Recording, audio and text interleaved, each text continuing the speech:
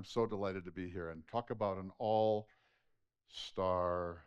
panel and couple, the very, very best. If you want to talk about the American healthcare system, don't look any further. So I'm thrilled that you're here. I just want to do 3 quick things before we start, and then a little quiz. First, anecdotal. I lived in England for 4 years, and my daughter, Catherine, lives in England now for her 6th year. And both of us had some encounters with the national health system, and they were spotlessly satisfying for us.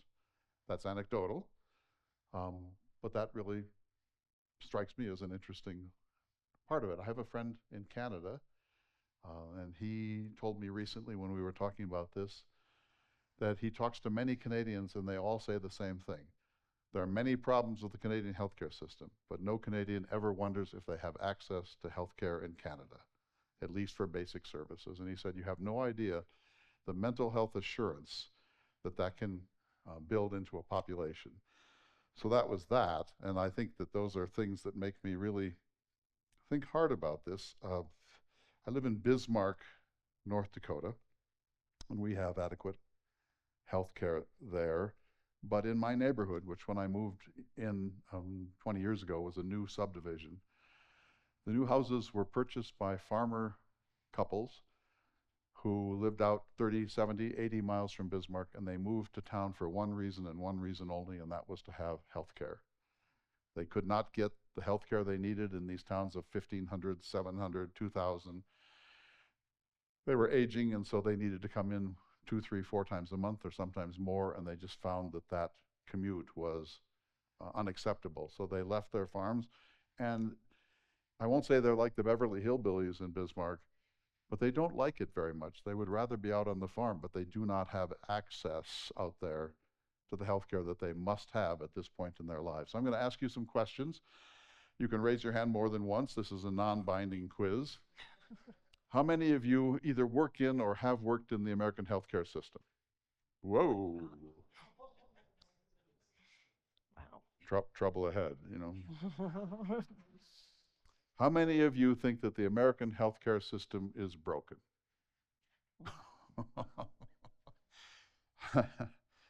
How many of you believe that the American people have a right to basic, adequate health care? Of course, it's all the devil's in the details, isn't it?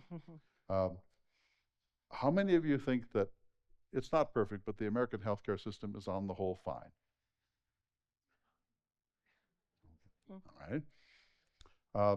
How many of you would be willing to pay a few $100s more in taxes if we could extend healthcare across the population? You're watching this, I think, my friends. How many of you think it's time for us to move to a European-style single-payer universal healthcare system? And how many of you think, oh no, don't go that route? All right, good. This is really good. This is really helpful. I don't have eye service in North Dakota, so I buy my glasses at Walgreens. How many of you think that the American healthcare system is so broken that we really have to crush it and start over? Oh, that's interesting. Not many on that one. How many, if your, and embrace yourself, how many if your own premiums doubled in the next year would still be able to make that payment however grumpy you were?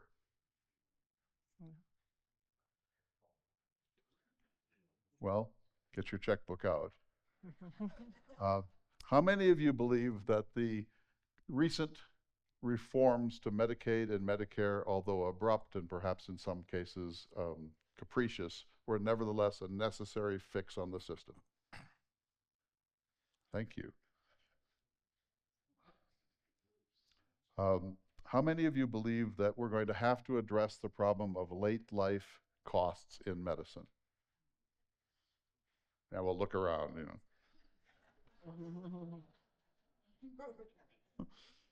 How many of you believe that even here, some healthcare rationing is going to become necessary. Wow. Of course, it's already rationed, so, but I mean in a bigger way. Right. Just a couple more here. How many of you are or know someone who has had a really, really unacceptable encounter with the American healthcare system? It'd be fun to get those anecdotes. How many of you, on the whole, have had good and excellent encounters with the American healthcare system? Okay, so you see, this is an interesting survey of this audience. And I want to just say one thing, and it may offend some of you, and I hope it doesn't, but I've been thinking hard about this. I'm not an expert in this field. That's why we bring in the great experts. But I'm from rural America, and I have a very deep commitment to the agrarian and to rural life. And I look around and I see almost 200 people here and another 100 people streaming in. If we were having this conversation in Rifle or in Silt, imagine how different this would be. You are the privileged. You are on the whole wealthier than average. You are on the whole better educated than average. You are on the whole better traveled than average. If this were being done in Silt or Lyon or some Salida, there would be screaming in this forum. There would be people shouting at the stage. And so we need to keep in mind that whatever we talk about tonight is being talked about in a place of extraordinary health privilege. And there's no criticism of that. Thank goodness you have it. But you are not representative of the state of Colorado, and you are certainly not representative of America. And I feel that every single day. And so we need to keep that in mind. It's important. There's no shame involved in this. But if we tried to extrapolate from your experience to 340 million Americans, imagine the cost of that healthcare system. So we are in for a long and interesting future on this subject. Now, my friends, I'm so glad to see you. Can't wait to talk with you. Let's look at this first slide for a moment. Our hope is to get to these topics. And I've spent some time with these two, and it turns out that everything touches on everything else in every direction forever. And they both have enormous amounts of information and perspective, and so we will try to keep on topic. If we don't, it's still going to be amazing. Number one, spiraling costs. And that's huge, as you all know.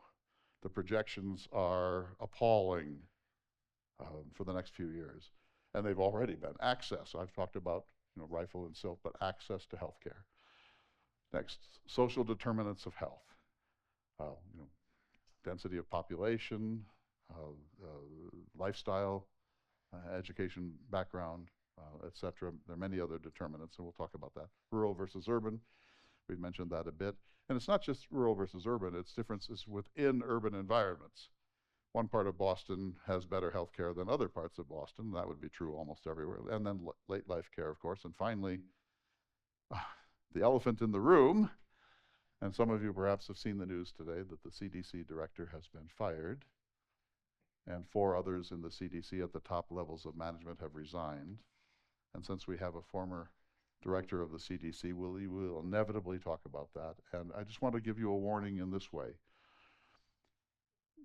We cannot talk about this without talking about some politics. And I know we try so hard in the Vail Symposium to be nonpartisan and to keep it as tightly on policy as possible. We're in a moment where the politics and the healthcare system have collided in a really colossal way. And so we don't want to offend anyone, but we will try to stick to the facts. But it's important that, and we put it last because otherwise it would take the whole 2 hours. Because believe me, these two have thoughts on this subject. And they have important and really, I've learned an enormous amount about this subject in the last 48 hours. All right, now, sir, a couple of cartoons. So just to lighten the mood a little, here's Apple Health's new eye colonoscopy app. You know these apps are everywhere now. And here's the thing. You see the straw, don't you? And I'm sorry to tell you, but here in Colorado, that straw will have to be paper. And I urge you to keep different departments of your house in separate rooms. Next. I did this one. I've become kind of stupidly addicted to ChatGPT, but this is about some of the issues: high costs, the emergency room as the healthcare portal for millions of Americans, the overwhelmed system, there are shortages of nurses, shortages of doctors, and particularly in rural places, and then, of course, administrative burden. James. This is also mine. It may not be fair, but the American healthcare system on life support. Next. And this one is my favorite. Who's responsible for the problems in the American healthcare system? Everybody pointing to somebody else, including the patient, and somehow he has an extra finger. Do you see that? He came in for a routine finger removal operation, and now he's on life support. So, all right, next. All right, so the best healthcare system in the world. I hear it every single day, everywhere I go. The best healthcare system in the world. So, James, let's look at these two preliminary video pieces, and then we will go to our great panel. This is, of course, Senator Bernie Sanders of Vermont. After the big, beautiful bill passed, let's listen. The Chairman, thank you very much, and thank you for holding this hearing on an enormously important subject. But let me begin by kind of disagreeing with you. If one's goal is to provide quality health care to all Americans in a cost-effective way, clearly the current healthcare system is broken, it is dysfunctional, and it's cruel, and it's failing. I don't think anyone denies that. But that is not the function of the current healthcare system. The function of the current healthcare system is to make huge profits for the drug companies and the insurance companies. It is succeeding. We have a very successful healthcare system. Last year, the drug companies, who charge us the highest prices in the world for their products, made $100 billion of profits. That's successful. What's the problem? The insurance companies, who deny health care every day to millions of Americans, they made $70 billion. What's the problem? You got a successful system. Drug companies are running all over this place with their lobbyists. Insurance companies here. It is working.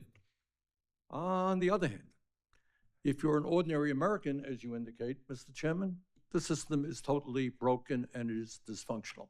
Healthcare is a human right, not a commodity to be made huge profits off of. That's one. Here are three experts from the inside. So if we take some measure, and the measure that I like to use is life expectancy at age 40, and then I look on the other axis at the cost of healthcare per person. And what you find is, if you look back to 1976, all of these countries, the US, Germany, Canada, look similar in terms of what share of GDP goes to healthcare. And they are all living, people are living about 35 years after age 40. Okay.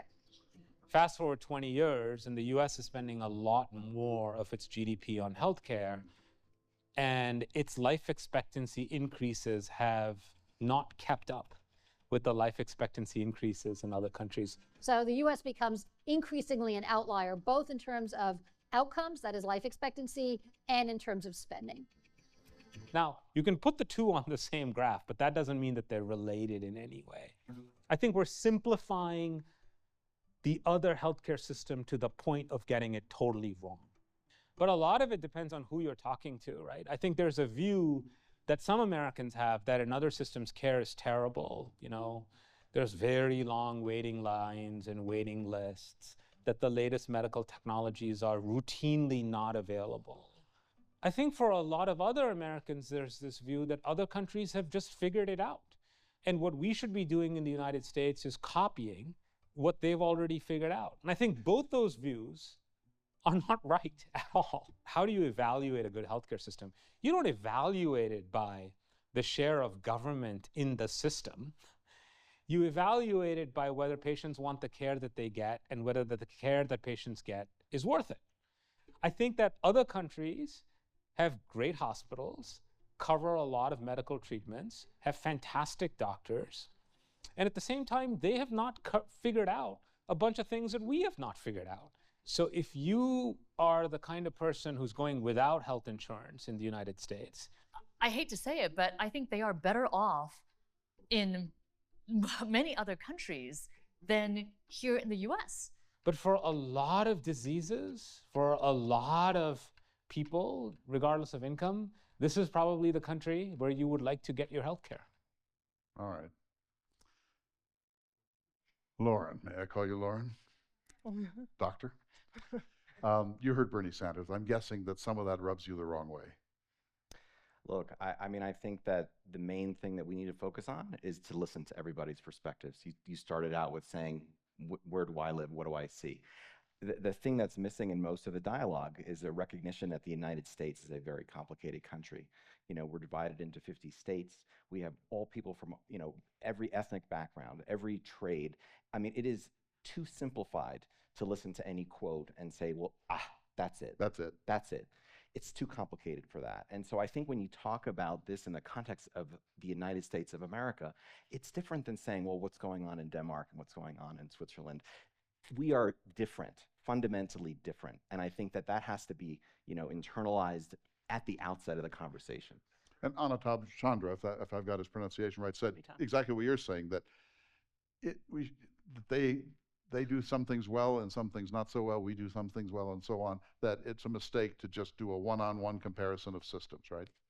Right. I mean, if you think about this country, it's probably the most heterogeneous country, right? When you think about all the mountain ranges to the oceans to everything that we have in this country, it's as different in every place that you go. And so then the question is, how do you come up with a solution for healthcare across the United States? The answer has to be that it's going to be a different answer in different parts of the country.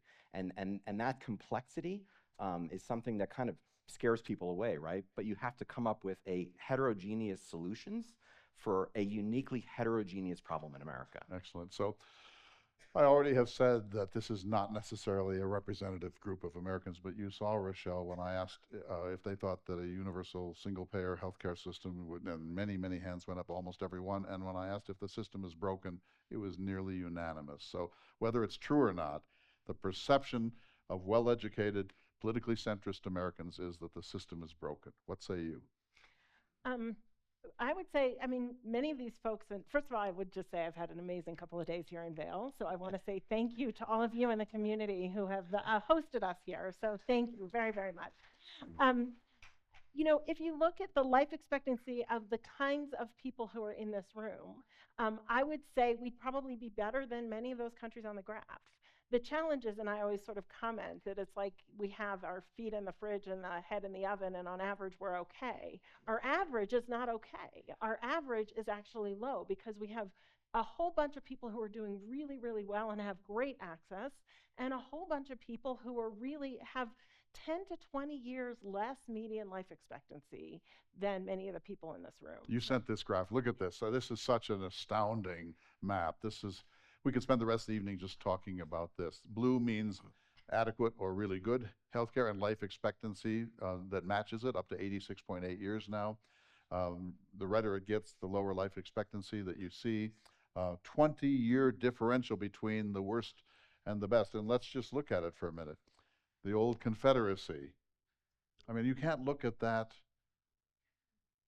image of the American South without feeling deep sadness that we live in a country where there's an entire region where life expectancy is lower by years, and in some cases more than a decade, in some cases 2 decades, than Massachusetts or Hawaii. So there's that.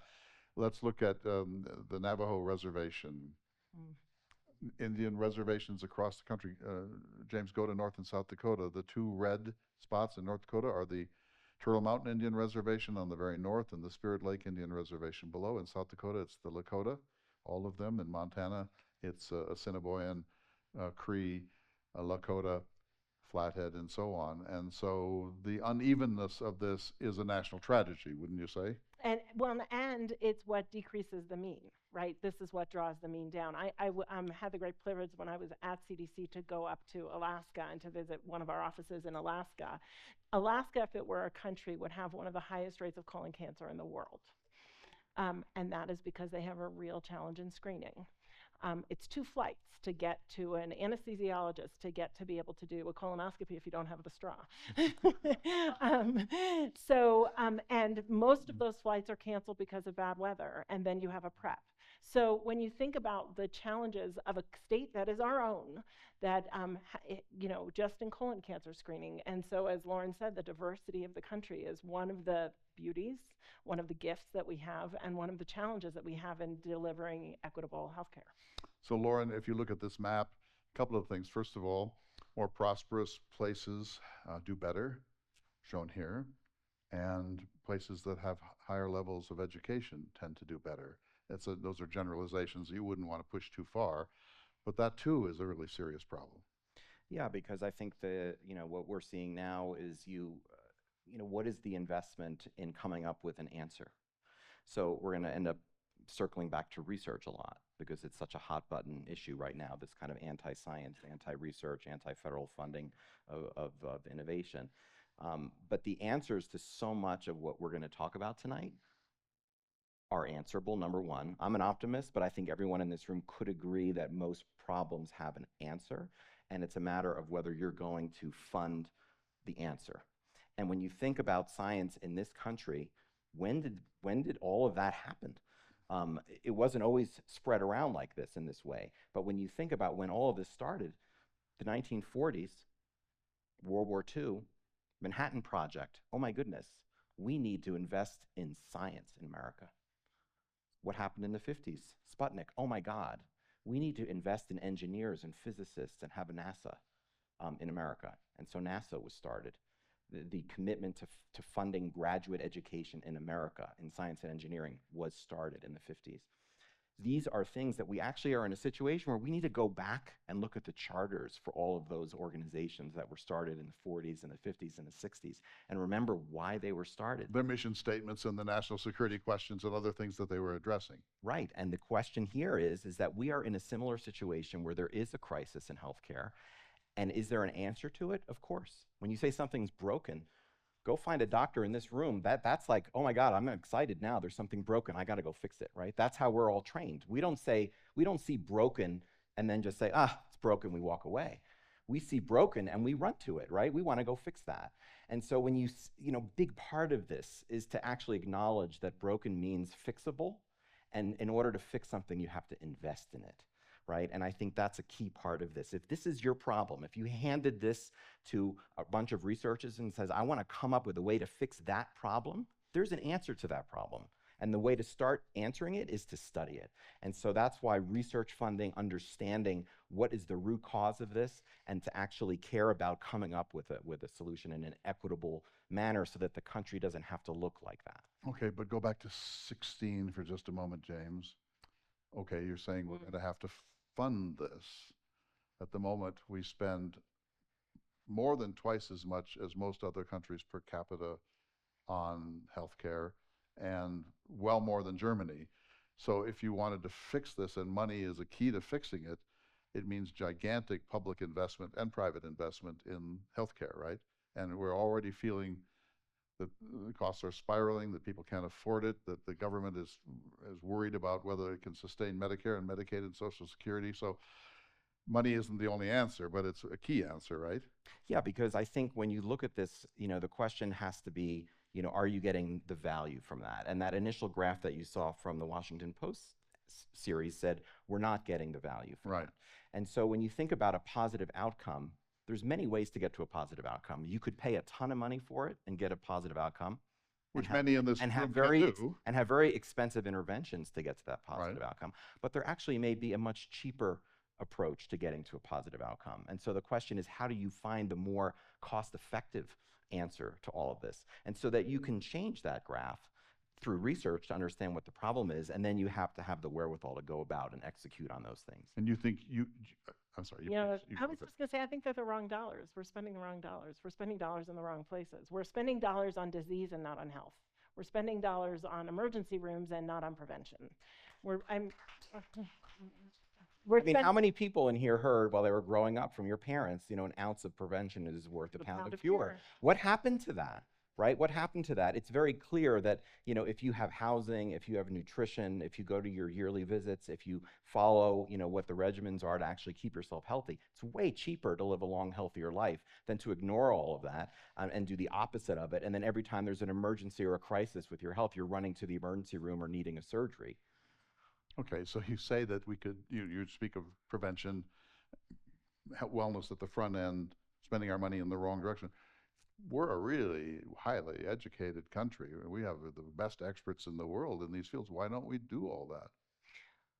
We have 27 million people who don't have access to health care. They're not getting a mammogram. They're not getting a colonoscopy. They're presenting with a massive lesion, and you know, and then they're, you know, in the emergency room, and then they're getting cancer care. We're not doing prevention there.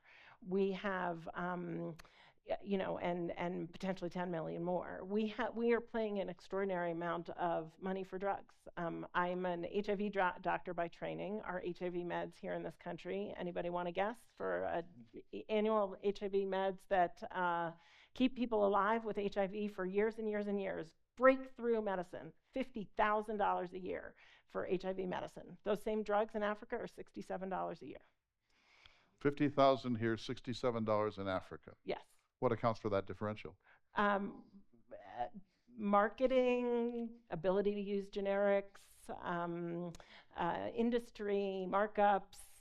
So Lauren and I have a lovely relationship around this because Lauren is a drug developer, right? I believe we need to fund the drug development so that it can happen. We need to make sure that that industry is primed so that the R&D is, because many drugs don't make it. Most drugs don't make it to market. We need to be able to finance that. Do we need to be able to finance that at 4 orders of magnitude? Maybe not.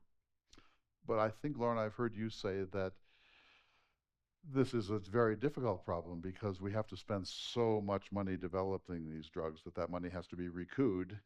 And so it's recouped here in the most prosperous nation on earth, and there's a way in which it can be made at much lower costs elsewhere. Yeah, and there's, of course, in all these things, there's a way to meet in the middle in all of them.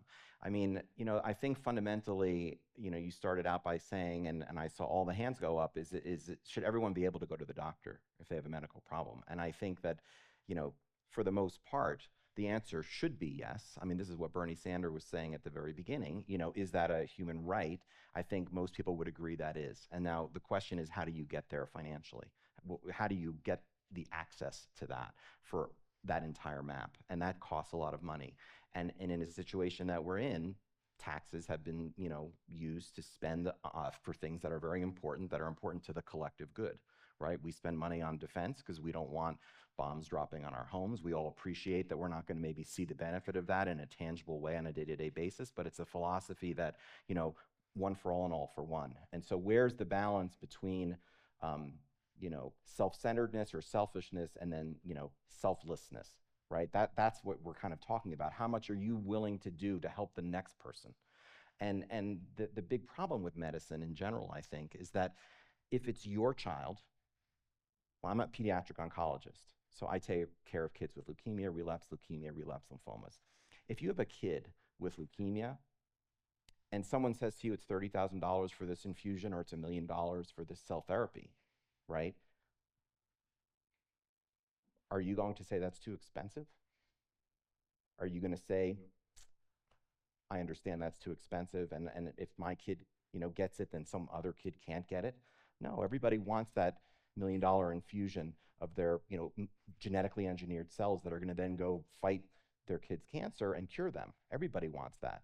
If everybody wants that, how do you pay for that, right? These are real emotional problems, and when you anonymize the problem with a map or with statistics, you kind of are losing the real issue, which is when you're up against the creek with a medical problem and you're looking in the mirror, whether it's about you, your spouse, your sibling, your kid, you want that care so that they can live, and you're willing to do anything to get it. But if every single person in this country was in that same boat, what do you do? What do you do? So I travel a lot in rural America, and in almost every convenience store I go into, there's a jar that says, this child of 6 has this life-threatening disease. The parents don't have insurance or can't afford insurance. would you be willing to put $1 in? There's going to be a barbecue breakfast or a barbecue meal next week. This is no way to fund the healthcare system. And that won't pay for much. Mm. So you say maybe $1 million. I think a few people in this room could pay that. The people in my state couldn't pay that, most of them. And so where's that money going to come from? That money has to come from somewhere. So it either comes from spreading the costs around by having a $350 sponge, you know, the usual wrap on the healthcare system, or the government subsidizes it in one form or another. Employers pay some of this, people pay out of pocket. But I think you're saying that the kind of care that would be needed if everyone got the care they needed under whatever circumstances they were in is at the moment unaffordable. We don't have a funding system to do that. That's right. And I think that the way it starts is by, you know, when you think about fixing something, I don't agree that you have to level the entire building down to the foundation to we don't have to address start the over. problem. I just think that doesn't make sense, right? If there's a problem with an airplane, like the Dreamliner had some issues there with Boeing, they had to go back and fix a few things. They didn't just scrap the whole thing, right? We're not, you know, we know that many, many years of good have led to a lot of the things that we have. And we have certain things in this country that would allow us to innovate out of this problem. We have the best medical and engineering drug discovery enterprise in the world. There's no close second. We have always been that way since all this investment in the 40s and the 50s. Now it's under threat, but we have been the leader in that worldwide. All the new surgeries, all the new devices, all the new drugs, you name it. The second thing that we are world renowned for is academic medical centers, places of higher education, Johns Hopkins. where you treat people and you train people. There is no country that has the number and the most unbelievable academic medical centers. You have one right here, you know, in Denver, okay?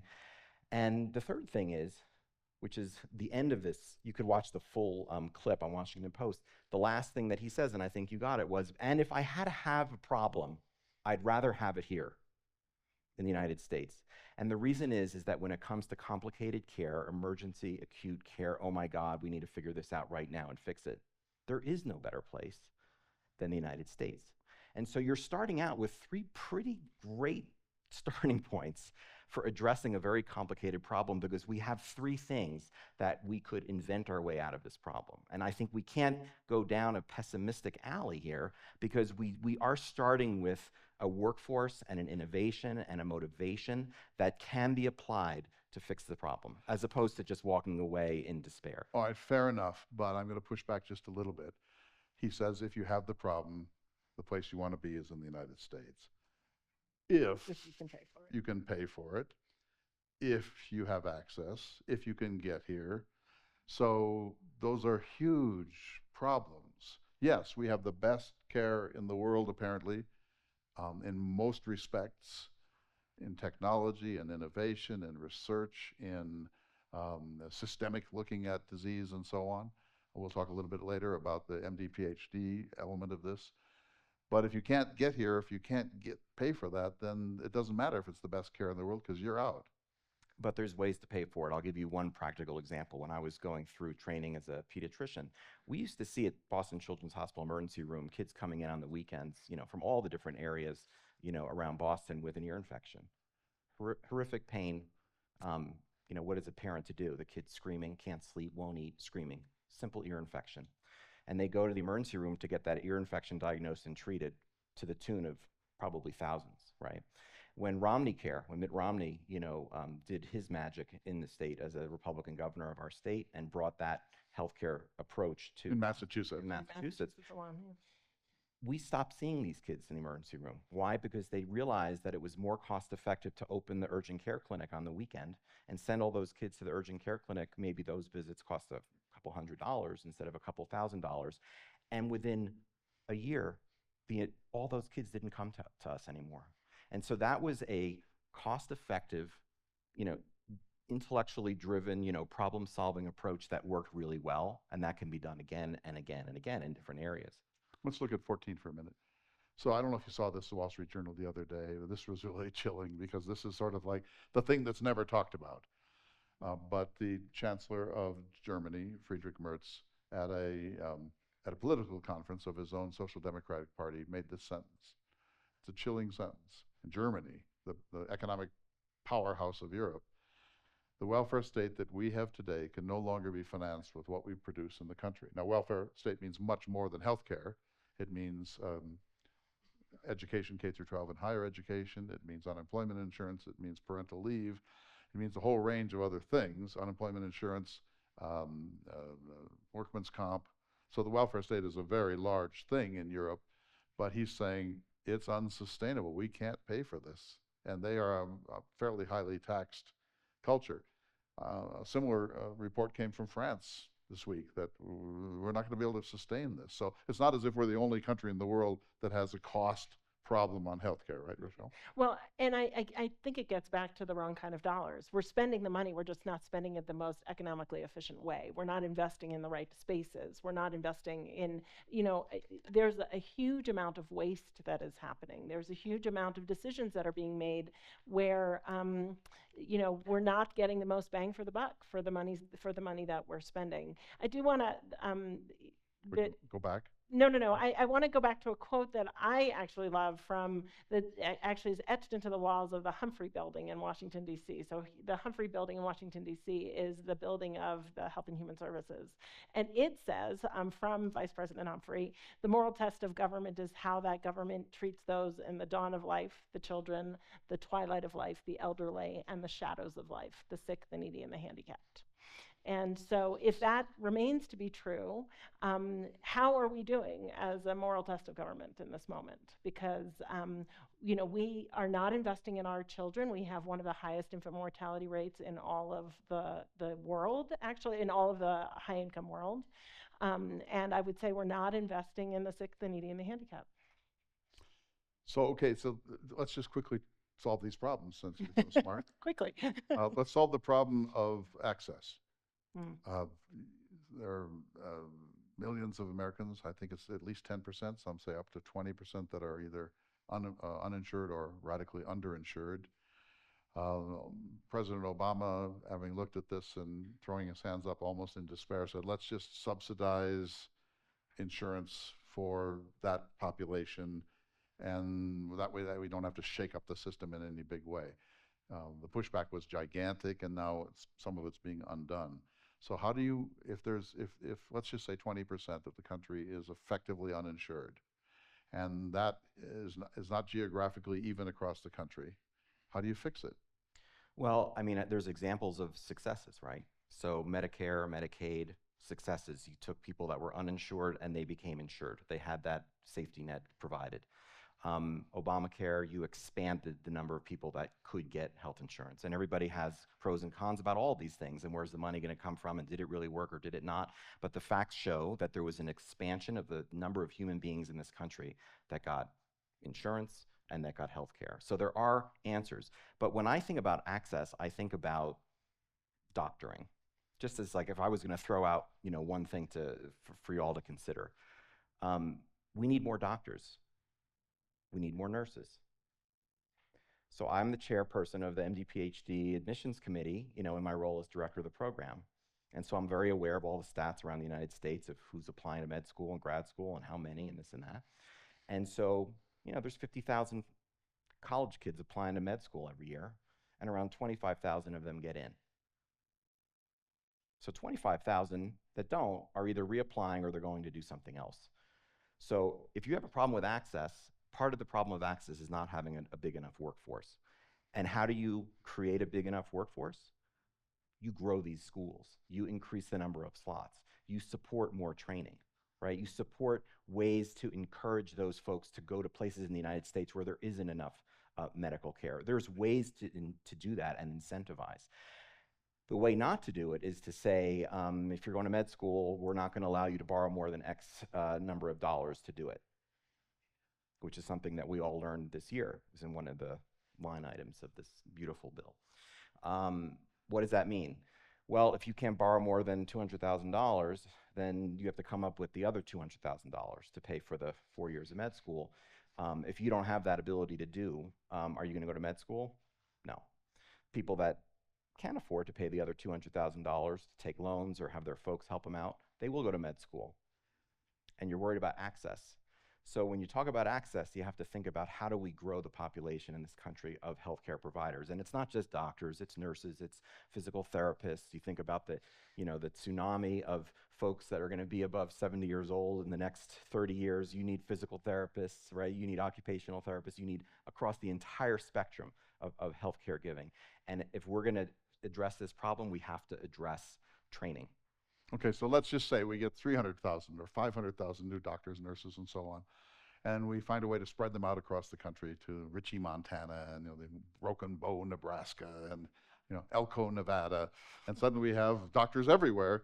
That doesn't mean that someone living in those towns still has access because they might not have insurance. And so it doesn't do any good unless you also make it possible for them to come use the system. And I don't think you're going to say the emergency room is the answer. No, I'm just saying that when you think about access, it's obviously there's a multifactorial issue, but one of the issues is obviously supply, right? If you have a lack of access, one of the ingredients to give more access is to have more providers. I mean, I can tell you in the city of Boston, which probably has the most doctors per capita in this country, you go ask one of your pals from Boston how hard it is to get a primary care doctor, a new primary care doctor. If you move into Boston, you need new care.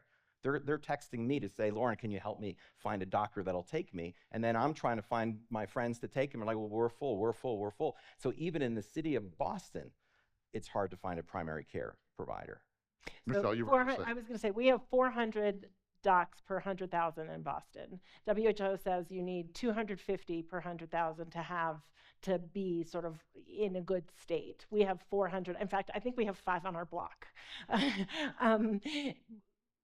There are about 80 to 100 million people who are living in healthcare professional shortage areas around this country. Like a third of the country doesn't even have a healthcare profession. Doesn't even have enough healthcare professionals in order to, if they had insurance, to even access. If they had insurance to even. So if you have that many doctors in Boston, then why can't I get an appointment? Because we have a deficit in this country of 140,000 primary care doctors right now. And we have specialists. We have a lot of specialists in Boston. It's still a wait. And as Lauren says, like half of what we do every day is to try and navigate VIPs who are interested in getting a primary care doc. And my answer generally right now is you have to go concierge because there are no primary care docs in Boston. So it is, but the primary care shortage is really a challenge. We have, as I said, 140,000 primary care geriatricians, a real challenge. The baby boomers started becoming over the age of 65 in 2011. By 2050, we will have tripled the number of people over the age of 85. We will have 17.5 million people over the age of 85. Who is going to care for them? So why can't I get, I'm in Bismarck, which is a pretty good place, 110,000 people. I'm 18 months out from a dermatology. What's going on with dermatology? Why can't we get, what's it? I'm going to guess that your specialists are living in spaces. Actually, while I was sitting in my office in infectious disease at Mass General in the middle of the pandemic, and we were having people from this was before I was at CDC, we had people from all over the country saying, help us, we need an infectious disease doc. We had boards, we had cruise ship industries, we had everybody saying we need an infectious disease doc. So I actually said, where are all these infectious disease docs? And we actually looked at the billing data and said, well, how many infectious disease docs are there out there to help in the middle of this pandemic? And we learned that 80% of counties in this country do not have one. So we have specialists that are going to be in Denver, and they're going to be in San Francisco, and they're going to be in LA, and they're going to be in Boston and Baltimore and Chicago and New York, and they may not be in Bismarck. So but when we took the poll, almost every hand went up that said people should have a right to health care, or they at least should have access to universal basic health care that is affordable. That's almost a universal opinion, at least in this room. So how do you get there from here? So you get more docs out there, we train more, but we have to make sure that people can pay for the care. And so Mrs. Clinton looked at that for a couple of years and got nowhere. Barack Obama finally said, let's subsidize getting more people on the insurance rolls. Even with that, millions were not on the insurance rolls, and now it's diminishing again. So if that seems like it's universally held opinion, at least here, then we should be able to get there from here. There should be a way for us to make sure that if basic care is a desirable thing, and maybe you're right, then it should be our mission in the country to make that happen, right? And I don't see the political will to do that. Well, in this moment, I think that Any moment. I think there is an important distinction that you're making, which is that there is, and I said this at the beginning, there are intellectually driven solutions to all of these problems. Right. Right? You could literally do a grand challenge, to all these health economists and put a whole, think tanks together, and they already exist, and they could come here and give you their proposal, and they can be piloted in various rural areas, and you could actually test them out and fund them and let them prove that their idea is better than the other. That can happen.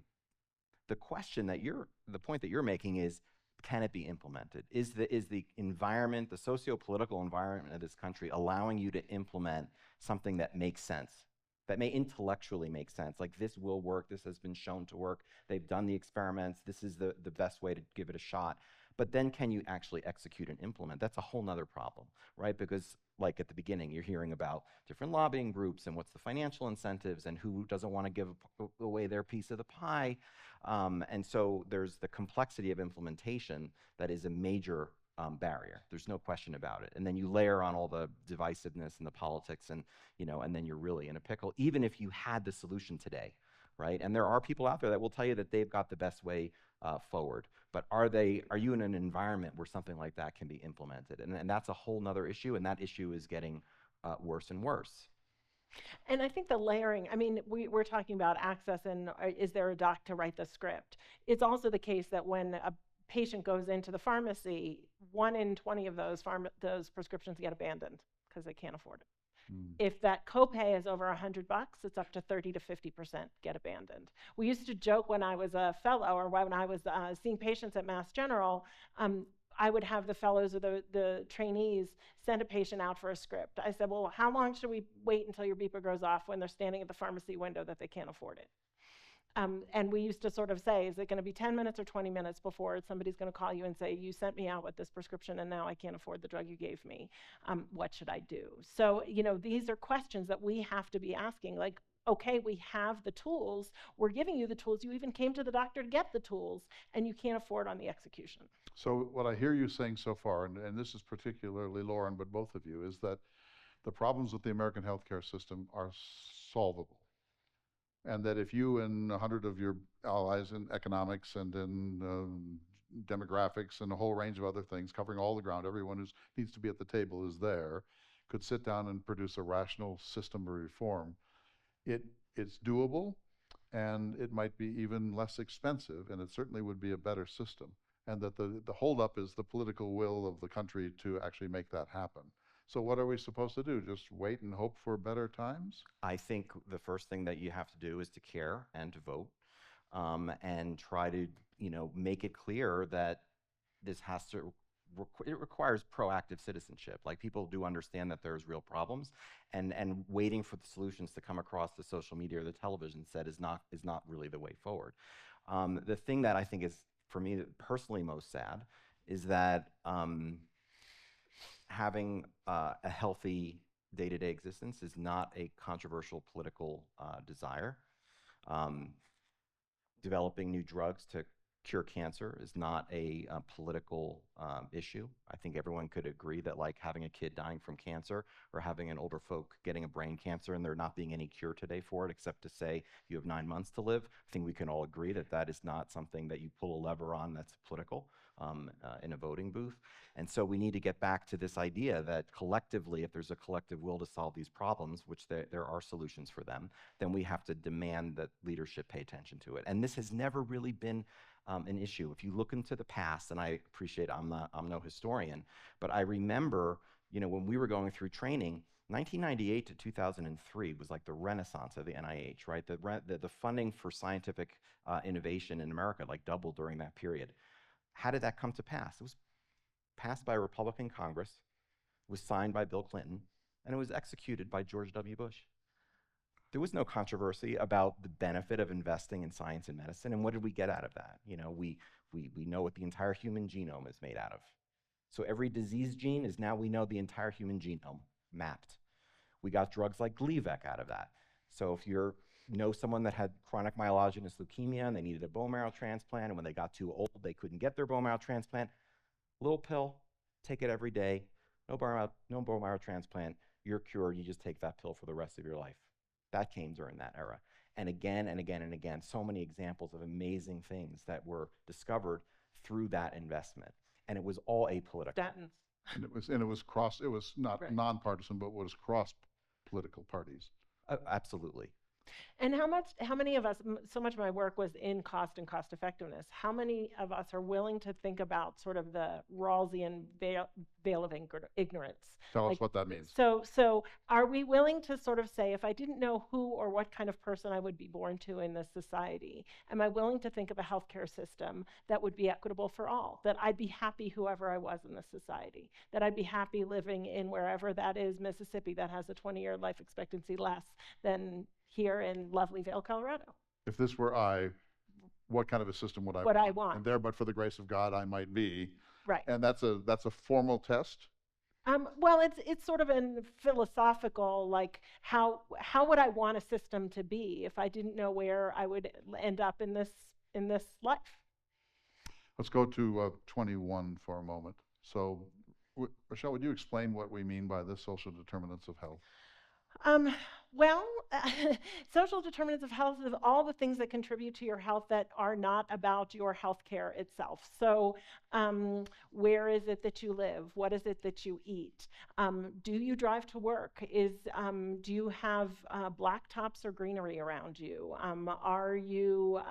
What kind of job do you live in? What kind of community? What kind of schools do you have access to? And in all of these things very much impact health. I remember speaking to actually a medical student who was from Compton, LA. And I said to her, when you grew up in Compton, how far did you have to drive for a head of lettuce? And she said, the highway. How far do you drive for what? For a head of lettuce. A head of lettuce. And she said she had to get on the highway in order to get a head of lettuce. Well, it's very hard to eat healthily if you are a young kid in Compton and you can't get a head of lettuce if you don't have a car to drive on a highway. This has been particularly difficult on Indian reservations, where the diet has a long, sad history of government rations being handed out, many of them unhealthy in the worst sort of ways for the Native American population, no access to a wider variety. There's no Whole Foods on the Pine Ridge. Yeah. You can barely get a head of lettuce, and if you get it, it's probably not good. But I also lived in rural Kansas for a couple of years, and the grocery store there sells third-rate tomatoes, third-rate celery. You drive 70 or 80 miles to Walmart and you can do somewhat better, but that kind of access, lifestyle issues are huge, and there's no way to fix that. Well, I mean, there are now ways you can write prescriptions for food. We have now healthcare systems that are working on writing prescriptions for food because people really do not have it. Now, you would need an investment in an infrastructure to put supermarket in some of these rural places, but that again is investment. Also, like blacktops, like the heat stroke in urban communities where there are blacktops, where there's no air conditioning, is much higher, the heat indices. So like all of these things matter and all sort of roll up into social determinants of health. All right, so how much of this is social policy and how much of this is lifestyle? I choose to eat nothing but deep fat fried this and that. I have a lousy diet. It's an all Cheetos diet. And it's not surprising that I need some really emergency health care. So how do we train the American people? You hear we have the best medical system in the world in pockets, I heard you say. And yet the American people are not the most healthy people in the world by far. Mm-hmm. Europeans on the whole are healthier than Japan, through the roof on better health than in the United States. So how, if the people bear responsibility for the ruinous costs of healthcare because we demand interventions that we might have been able to prevent by living better, how do we educate the people to want to live better? Well, I would say your head of lettuce in Whole Foods is more expensive than your head of lettuce in. And if you look at that map of life expectancy, you can map it to obesity, you can map it to diabetes, you can map it to hypertension. It all looks the same. So, you know, they're not causal, they're correlated, but, you know, where you have your whole food deserts, you probably also have, you know, many other of the same challenges and affordability. In North Dakota, we have no Whole Foods, but we have lots of Cracker Barrel.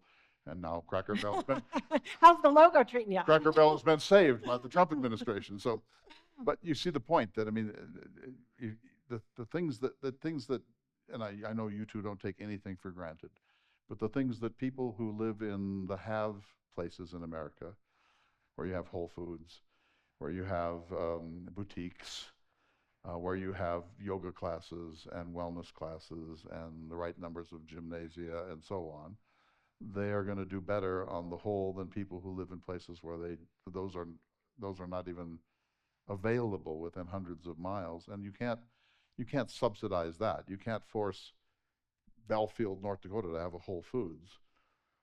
You just have to accept that there are these differences, but that doesn't mean you can't encourage the American people to live better. And so this is education. Does government play a role in that? People are really, really unhappy about what they consider the nanny state. I mean, some of the most successful programs are community-based programs, right? I mean, that is just a fact. Like, you are more likely to listen to your local politician, your local educator, your local pastor than you are by hearing something ordained on television. Right. So it's very clear that community-based health systems that's collaborative, you know, are among the most successful programs in the country, and only the communities know how to fix usually their own problems, because they know their community better than anyone else. And so I think there's a way at the local and state level, you know, to encourage, you know, that evaluation of what is needed in this environment. Is it the supermarket? Is it more specialists? Is there more dermatologists? You know, what is going to be required to make that, you know, that community thrive?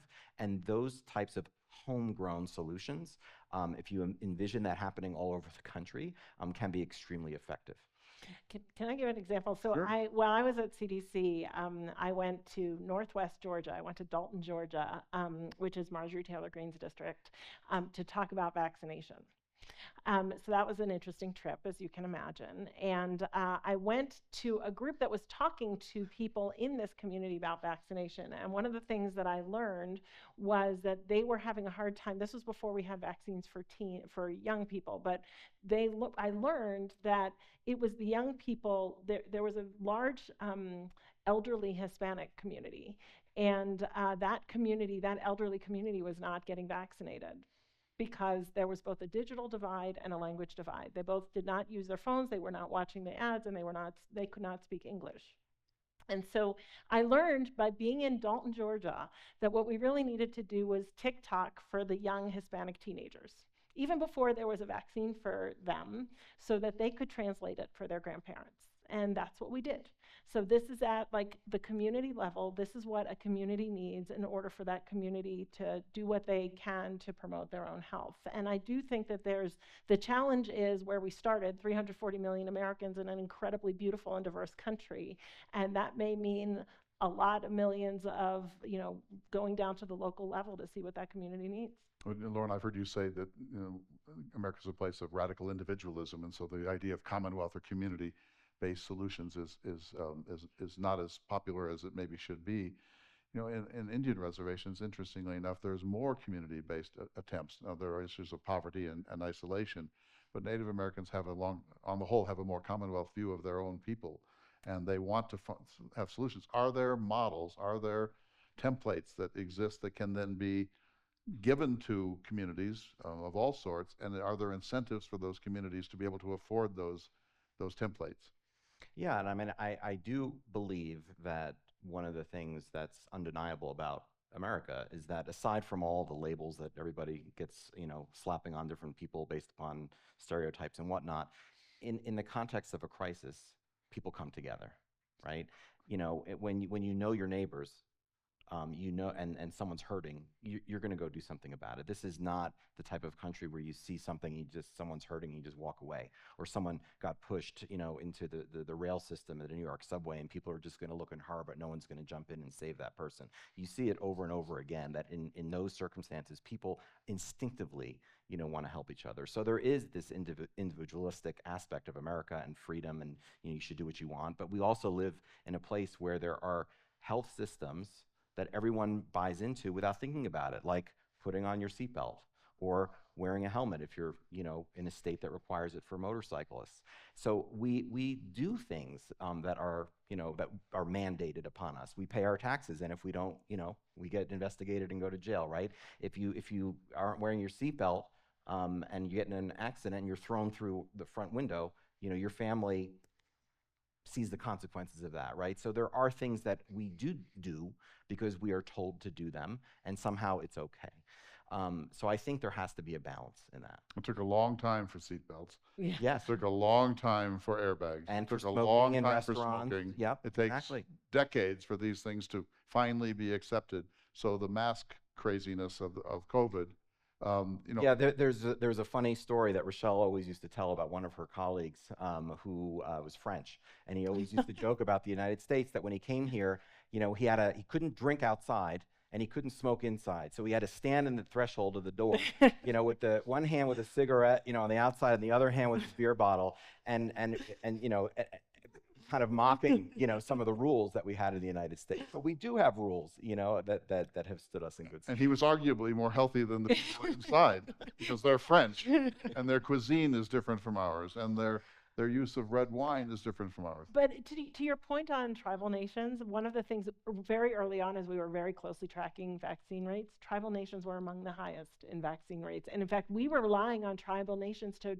vaccinate people outside of their communities. They were doing such an extraordinary job in getting folks vaccinated and protecting people very early on, that we were looking to them to say, would you be willing to go outside of their communities? And they, of course, did. I drove from North Dakota to Kansas during the COVID crisis, and there were blockades at the borders of the reservations. You cannot come through these roads because we're trying to protect our elders.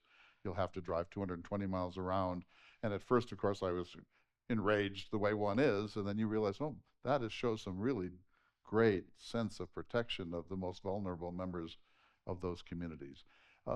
James, let's go to we didn't do justice to this. We've done justice to none of this, but I want to go to the issue of the greatest importance to you, because we want to get to questions.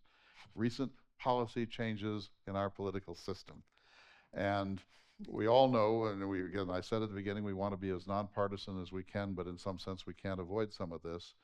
First of all, tell us the implications of what's going on, the big beautiful bill and government policies for your part of the healthcare system, and then for the healthcare system at large, and what are the downstream effects 5 years, 10 years, and 20 years from now? So you were the director of the CDC, you'd better start.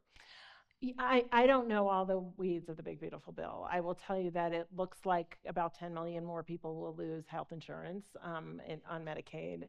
It looks like we will be closing rural hospitals in a place where access is an issue. I mean, a third of counties don't have an OBGYN. If we don't, you know, when people have to drive 70 miles to deliver a baby. So the funding for rural hospitals, I think, is a real challenge, because we already have a paucity of rural hospitals.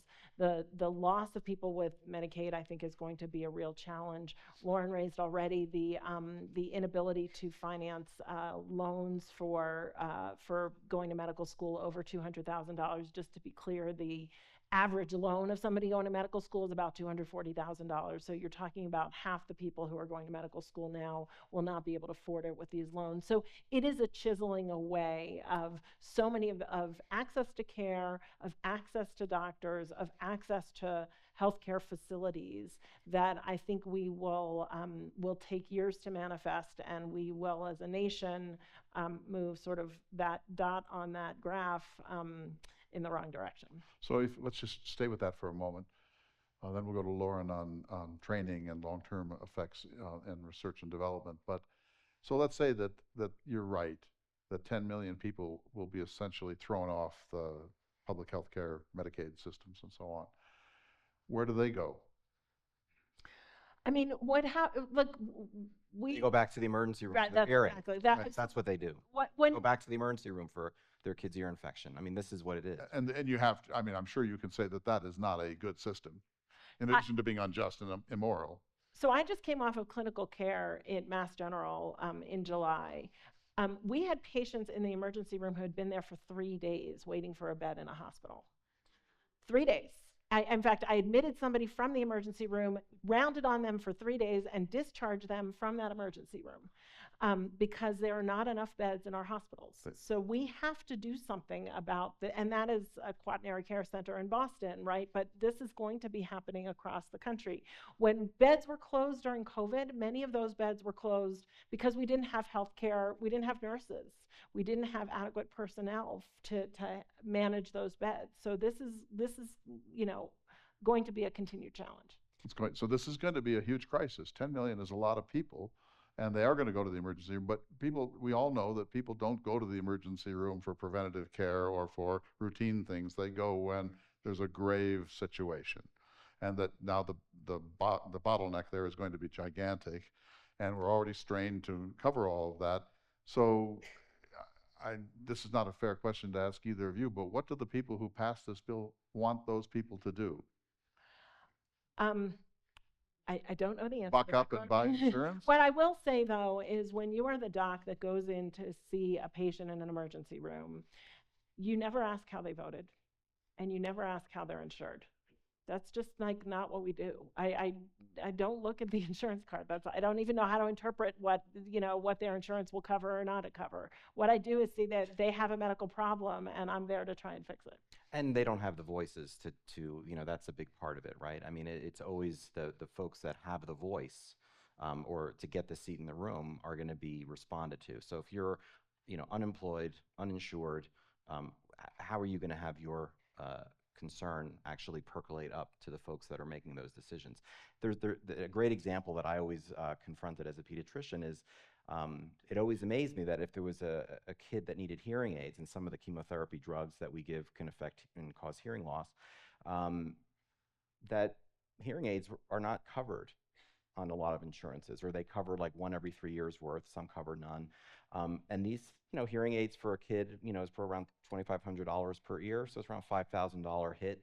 And when your kid's running around the playground and it drops into the chips on the ground, and then all of a sudden the one $2,500 aid is gone, and they all of a sudden you need to buy it again in the same year. Why are hearing aids not covered on medical insurance? Well, who are the constituents? Little kids and old folks, right? That traditionally has been the constituency. And so these would come up even in the state of Massachusetts. It used to come up every year that insurance companies need to cover hearing aids like they cover a prosthetic leg or anything else that they cover in full. Never was able to get the votes, right? Why? Because, would you have the newborn in there, raising Cain over not getting their hearing aids, or you literally had someone with a cane not able to get there, to complain about hearing aids. So it took so much time to get some level of coverage for hearing aids. So a lot of it has to do with who has the clout to be able to speak up and make a difference. All right, but let me just play the devil's advocate for a moment. For those who are engineering these cuts, going back to Friedrich Merz in Germany, that they're saying in part, we have an unsustainable path. Medicare is going to go bankrupt, Social Security is going to go bankrupt, Medicaid is unsustainable, we have to do something, so let's do reforms. And let's attack waste, fraud, abuse, et cetera, we've all heard that over and over. And there will have to be cuts, that this is we can't sustain this. We have a $31 trillion national debt, and it's growing exponentially, and it's 14% of government payment now. It's going to be much more soon, and it's going to go viral here shortly and eat the budget. So they're not necessarily just saying let them eat cake. They're saying we've got to do something, and this is a modest reform that we can make. And yes, it's going to be some hardship for some people, but they do have the emergency room, and we encourage them, and et cetera. So you do acknowledge that there is a crisis of cost and government spending and the national debt, and that this is one maybe very imperfect solution to it, but it is not. It wasn't born by Cruella de Vil, or maybe it was. I don't know.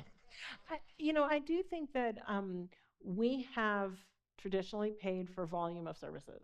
We pay for every widget, every colonoscopy. You go to a barber, you get a haircut, right? You pay for the service we do not pay for keeping people healthy, right? If we started paying for keeping people healthy, we would be paying for screening.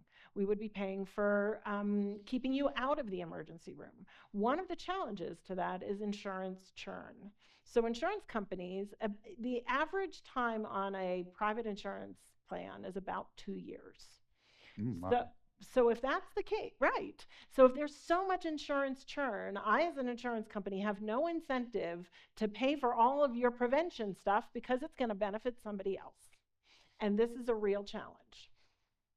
I mean, I think at every step of the process and every factor within it, there's a solution. I do believe that. We all know that, and we talked about this already, drug companies need to, and Rochelle and I argue about this all the time, I know from my own experience and living in the world of drug development, 95% of the time, things don't work.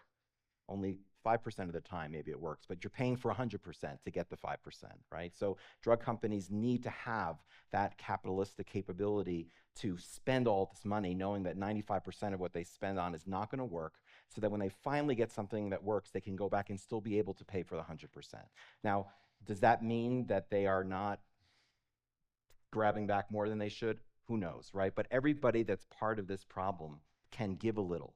And we also know that if we're going to go rent someone's home for vacation, we can do it directly, or we could do it through VRBO, or we could do it through Airbnb. And you know that if we go through any intermediary, it's going to be more, right? Because everyone gets their piece. So we know that the middle folks are, insurance companies and everyone else is taking as much as they can get. And so it's very much like what Rochelle was saying, that if the incentive is to put every billing code possible when that person comes to the hospital, so that they could squeeze out every dollar from that insurance company, so that that hospital can survive. If that's the incentive, a little bit about what Bernie Sanders is saying, well, that's kind of working maybe, but it's not addressing the real issue, which is that maybe that procedure is not going to benefit that patient. Maybe that'll bring in a couple $1,000s more for that procedure, but maybe just not doing that procedure, the outcome will be just as good. And those are the things that need to be looked at. We're just touching on all these things, of course. Each one of these is worthy of days of hard thinking and debate and so on.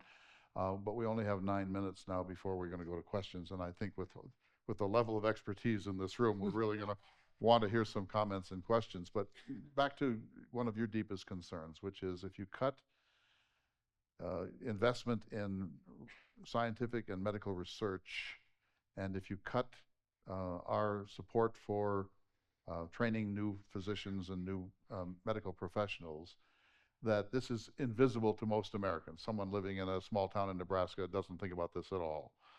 They think, where's my health care? Can I afford it? That's it. You're saying we'd be making a terrible mistake if we starve that part of our system, and you live it every single day. So talk a little bit about how downstream it has to be for these things to play out. Yeah, I mean, if there was one thing that I would want to personally get across tonight, for me, if there's one thing that you could remember from me being here, is that we are about to be facing in October the biggest threat to science, medicine, and engineering in this country that we have ever seen. Ever. When you talk about a proposal to cut the NIH by 40%, to cut the National Cancer Institute by 40%, you are essentially eliminating the chance to have any new science done, let alone continue the current science that's being done. And the reason why this is so heart-wrenching to me is because I've been doing this my entire career, taking care of kids with cancer and doing research to try to come up with new drugs to fight the cancers that still keep coming back. We are in the most exciting, explosive time for therapeutic development for every disease under the sun that this world has ever seen.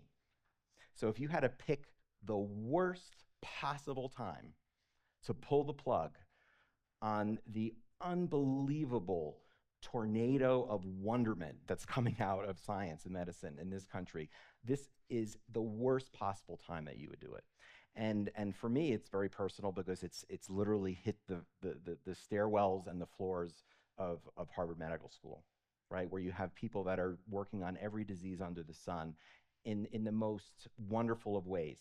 You know, people that are there working all night, all through vacations, because they're so excited about the chance to cure the Alzheimer's, or to understand schizophrenia and come up with real therapies for it, or to go after glioblastoma with the 1-year death sentence and try to actually make a dent in that. And the people that are doing that right now have lost all of their funding. All of their funding, gone.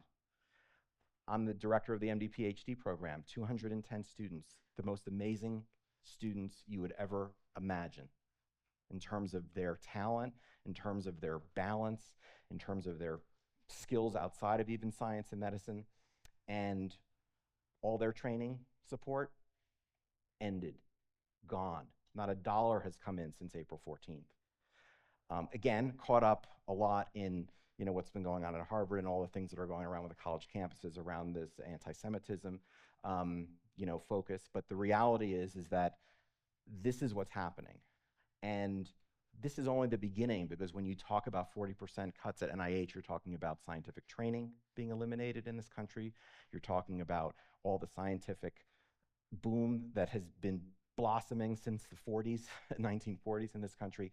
It is an enormous deal. And my biggest fear is that it just gets buried in the noise, because folks won't realize it. And they won't know about it until 10 and 20 years from now. And the thing that I have to tell you is that I've been taking care of kids now for almost 30 years. There were kids that I took care of when I started out. Their cancer came back, they died. There are kids that I took care of 5 years ago. Their cancer came back and they died.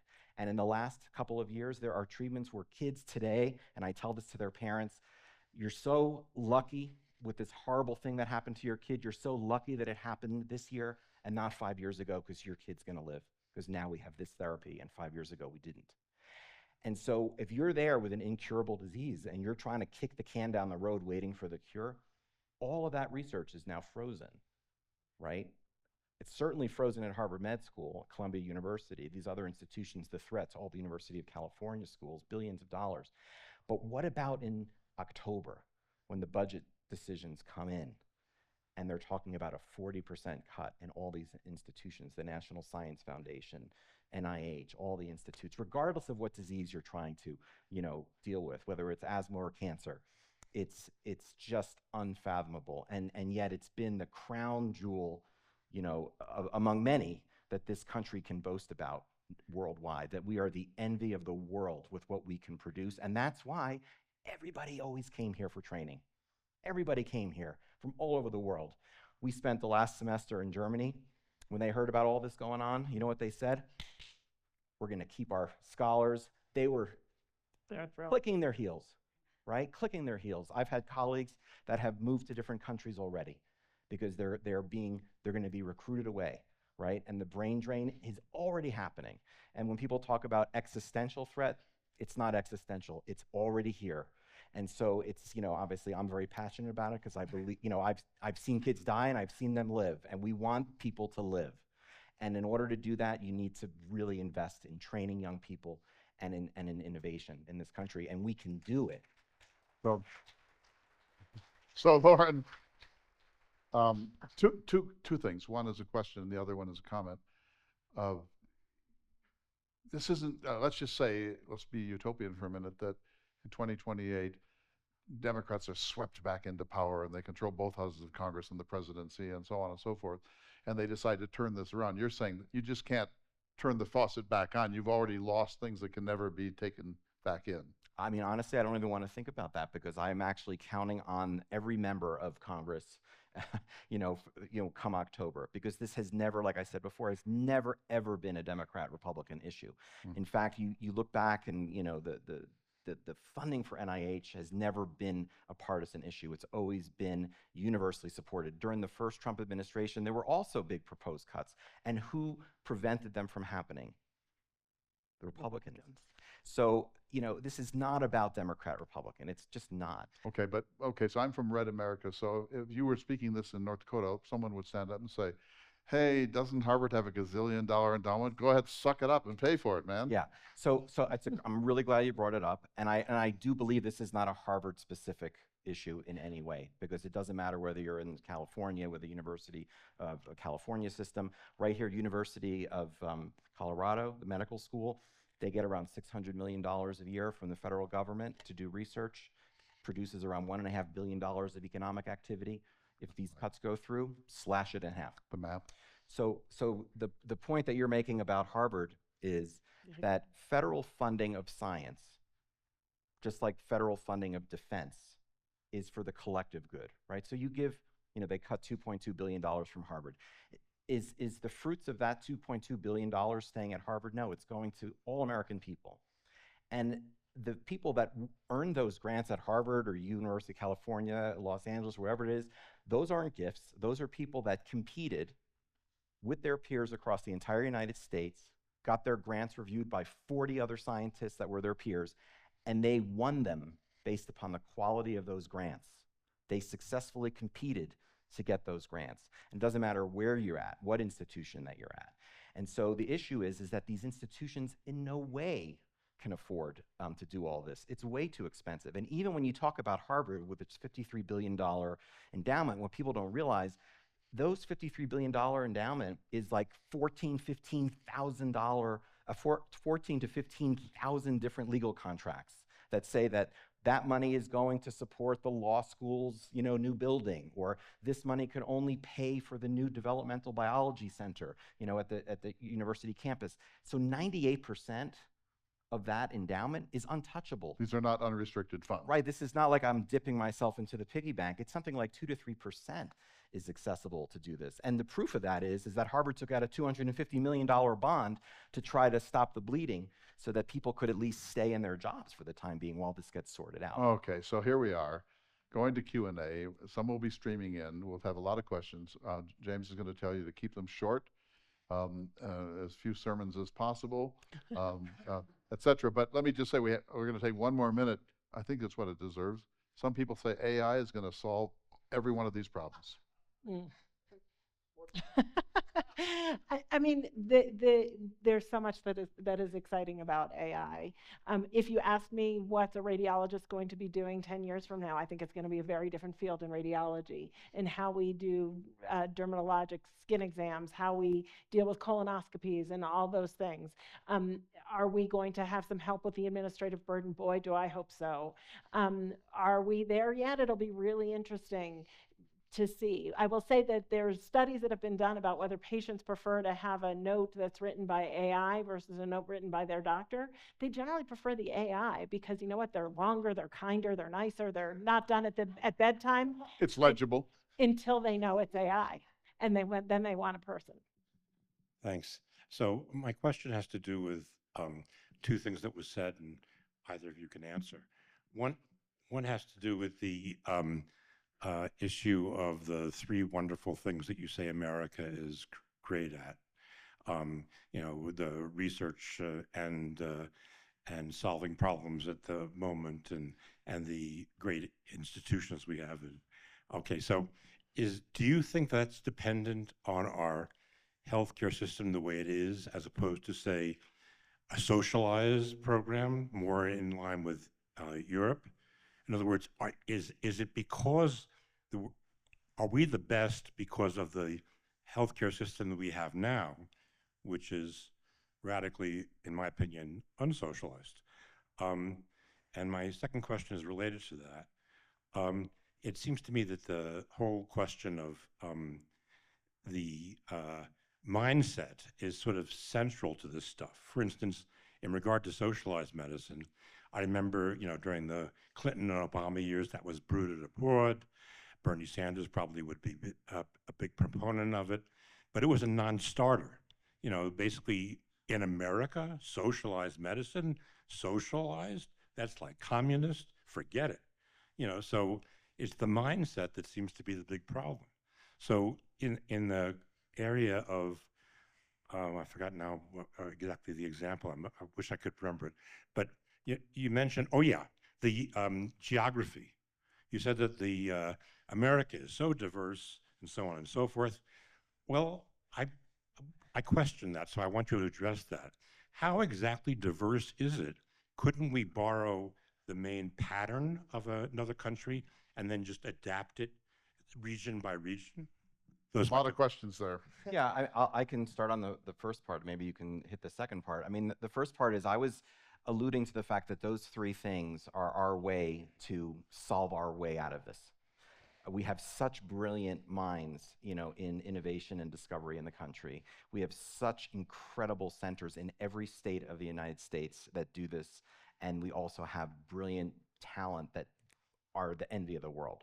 So if we can't harness those three amazing attributes that we have to solve our way out of this, I believe that we can. So that's the first part. The second part is I don't think they're two are necessarily linked. I think that you could benefit from those three things regardless of how you address the issue. And I think what you're alluding to is the idea of the labels that have been put on this.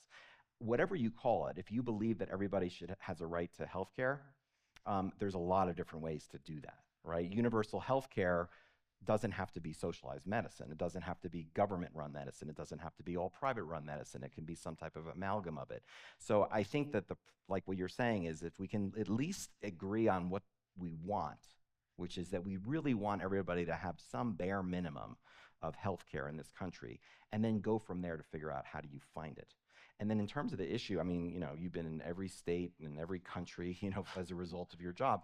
You know, how would you describe this issue of why there are social determinants of health that are so different in every part of the country? I mean, maybe I'll just give a couple of examples of how our states or how our regions are different. When we were talking about sort of distribution of resources for whatever the healthcare issue, you go to Alaska, they need planes. There's more per capita planes in Alaska than anywhere in the country. When you go to Hawaii, half their budget is used for shipping to islands. So, you know, and yet those are just two of the states where I had a whole discussion about why, oh boy, was I harangued over wastewater, why we were not using wastewater as one of our systems of detection for national guidance. And the answer was because we have many counties that don't have wastewater detection. We have many counties that are on septic systems.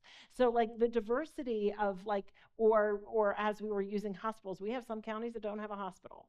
So like when you think about trying to do a one-size-fits-all for this beautiful, amazing, diverse kind of country, you really do have to get out there. So many times I said, well, while I was at CDC, what can't I see and what don't I know? How is this policy going to affect me in a way that I can't, you know, when we had when we had the masking for the federal transportation, it seemed like a reasonable. We had 4,000 people dying a day. We put masks on folks in airplanes. We said folks needed to wear masks in buses. Whatever it is that you want to think about that.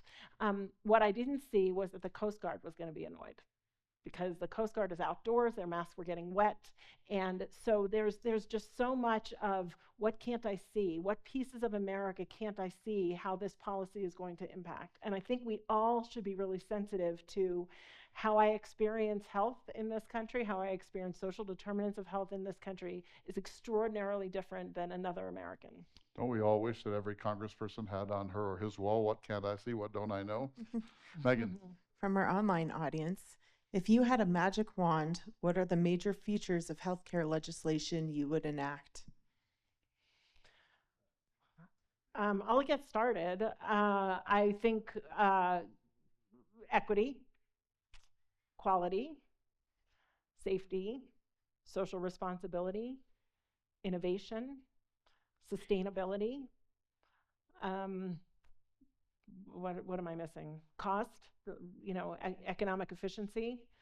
That's a lot. There's a lot of degrees of freedom to try and play with into one singular system.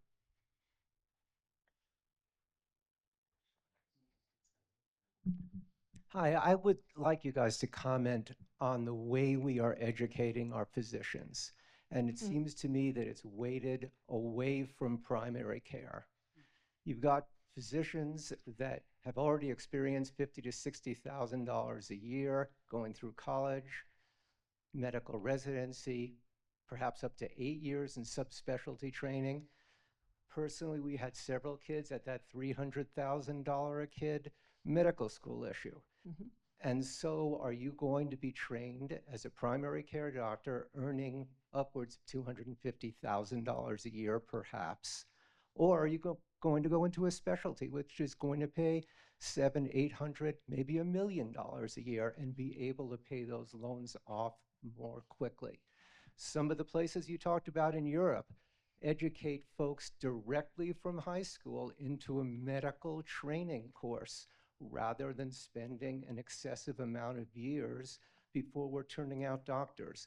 I'd just like you to comment on how we can better train medical students. I know that there are several, in fact, insurance companies now that are having their own medical schools in attempt to get more primary care doctors. I know there's new medical schools training in holistic medicine, perhaps to attract more primary care doctors and help to solve those kind of problems. So your comments about that. I've written a bit about this because I think you're completely onto something. There's been a movement, you may have heard, to actually make medical schools free in the hope that some of these free medical schools would incentivize people to not have these loans and to therefore maybe go into primary care because they don't have to worry about paying off all the loans and going into the cataract surgeries or whatever one does when one is worried about all the loans. Early data from those experiences have actually demonstrated that they're not going into primary care. So while that is like, it's early data, we still have more that we have to learn there. But I do think that, and especially now, because as Lauren said, getting into medical school has gotten so competitive, getting into one of these very uber competitive residencies has gotten so competitive that people are now taking more and more time off. There are medical schools where the average time between college and medical school is 6 years. So they're taking more and more time off, deferring their income and then having loans and then feeling like they need to get those loans paid back. I do think something's got to give in medical training, and that has to be some of the creativity that we need to do, because 4 years for college, 4 years for medical school, 3 years for residency and a fellowship, we may or may not be able to allow this next generation or expect this next generation to enter this field in this kind of way right now. This has to be on the docket for medical care reform. Graduate medical education, changes in graduate medical education have not changed since 1990. In 1990, it was an act of Congress that capped the number of general medical residency and internship slots. It was an act of Congress. They capped those slots at a time that they thought that we had a glut of physicians, and it has not changed since then. So there's a lot that needs to be done in medical care reform, both at the medical school level and at the training level, and some of these things actually need the attention of Congress in order to change. It's very changeable. You're 100% right. People do go after the professions that are both interesting to them and economically beneficial to them. And so the only way to fix that is to fix that. And because we were talking so much about the importance of prevention, that's the specialty that are the champions of prevention. So if we think that more prevention is going to save money so that those bar graphs and line graphs don't do what they're doing, the investment needs to be in primary care and in prevention. And so what does that look like? Well, that looks like incentivizing those professions by doing something about salary. And it sounds like it's not doable, but it's been done in every profession and every sector of society. You want people to get solar panels, you give them a tax break. You want people to drive an electric car, you give them a tax break.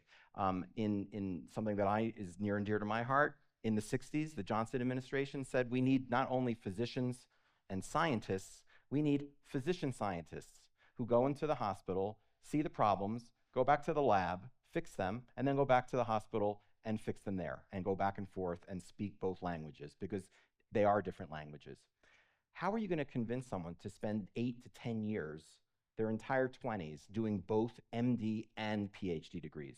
Well, you know what they came up with in 1964? We're going to pay them for it. That was me, right? They paid me to do MD and PhD. No debt, tuition free. I got a stipend. Granted, it was back then $8,800 a year. But I went to medical school and graduate school for free.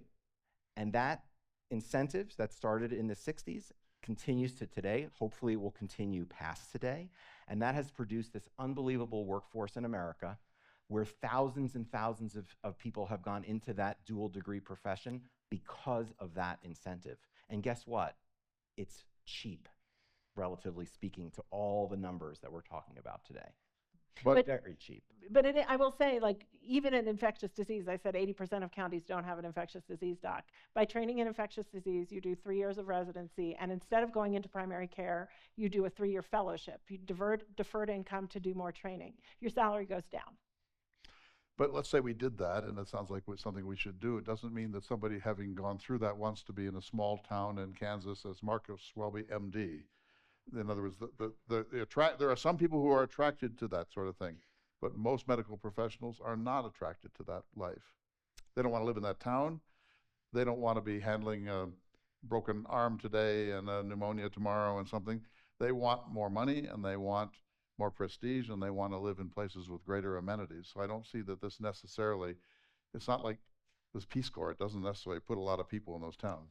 Although I'll tell you a story that we talked about yesterday, and that is Mass General has this wonderful program that's in collaboration with the Rosebud Indian tribe, and the docs love it. The residents go there for a month at a time, and they just love the clinical practice. The problem is there's no sustainable plan to pay them when they're done. Right. Yeah, so I actually think that's a stereotype. I don't think that's true. You don't think that's true? No, Then why I do don't. we not have them? Because a lot of those places don't have medical schools. A lot of those places don't have health professional schools. Folks then have to leave those places, and then they go to the big city, and they may not want to go back after they've already left. So I actually think if you bring training to those locations, and if you actually incentivize people to go to those locations, they will go. And just like Rochelle said, I have students right now that are in, Indian reservations, that are in Alaska. There are definitely people that are just as interested in doing that as becoming orthopedic surgeons. It is the case. The studies have shown that the most likely person to stay in a rural area to practice is one who trained there. We just don't have training programs there.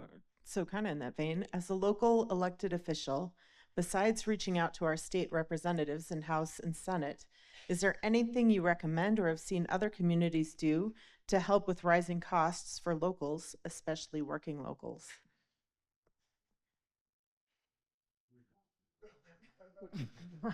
I mean, I think that this is sort of mobilization and community mobilization, and so much of it, again, is at the local level, and to sort of speak to community and see what community needs, and then to mobilize and talk to elected officials to say, this is what our community needs. Yeah, I mean, and by analogy with the issues of training and science, when our funding was taken away, I think it's an educational thing. Like, we have students, at Harvard in Boston from 40 out of 50 states. And so my advice was, if you're from Iowa, you're from Mississippi, you're from Louisiana, you're from a small town in Texas, you need to go write an op-ed and talk about what it feels like, to not have support anymore, being born and bred and raised and educated in those states all over the United States, and now having your hopes and dreams ripped away, for reasons that they can't understand. And so I do think bringing those problems locally, so that the local leaders, you have to rely on leaders at some level. You have to rely on leaders to execute on these problems. And the good news is that you elect those leaders. So if you have faith in a local leader that you think is going to come and solve that problem, then you rally behind that leader and you help them get elected. So you do have control over the decision makers when you vote. James, we have 12 minutes. Hi, thank you very much. Since you were talking about primary care, I am a family physician. Thank you. I trained at McGill, the Harvard of Canada, right? And I have obviously a million opinions, but let me just say one thing, that when you're training in an academic institution, family physicians are not well treated. We are looked down upon by all of the specialists that we go through. If you could address that, especially coming from Mass General. Yeah. It's actually I just had this conversation with my son who's in medical school, and I have trained in 2 places I trained in Boston and I trained in Baltimore, and neither of them had a family physician training program, to their detriment, right?